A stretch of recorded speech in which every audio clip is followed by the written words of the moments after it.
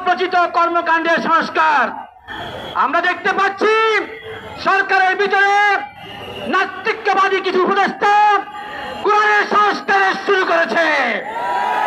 কোরআন সংস্কার করে নারী উন্নয়নের নামে কোরআনের উপর হাত লাগানোর চেষ্টা করছে।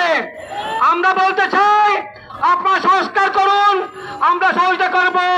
যত সময় লাগে নিয়ে নিন, তা হবে দেশের প্রচলিত আইন তথা মানবতা আইনে সংস্কার করুন।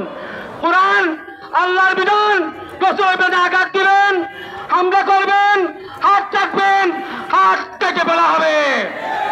আমরা মাঠে আসতে চাই নাই, আমরা কোনো ব্যক্তি স্বার্থ নিয়ে এখানে আসি নাই।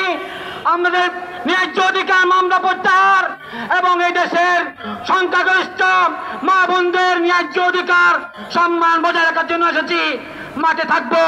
সঙ্গে সঙ্গে বলতে চাই, যারা সত্যের জন্য দলের জন্য আন্দোলন করে দেশকে বিরত করছেন, তারা আবার 11-11-কে ডাকে আনবেন না। অতএব আলোচনার মাধ্যমে সংস্কার শেষ করে দ্রুত নির্বাচন থেকে যান, দেশকে শান্তি সৃষ্টি করবেন না। আল্লাহ হেফাজত করুন। আসসালামু আলাইকুম ওয়া রাহমাতুল্লাহ।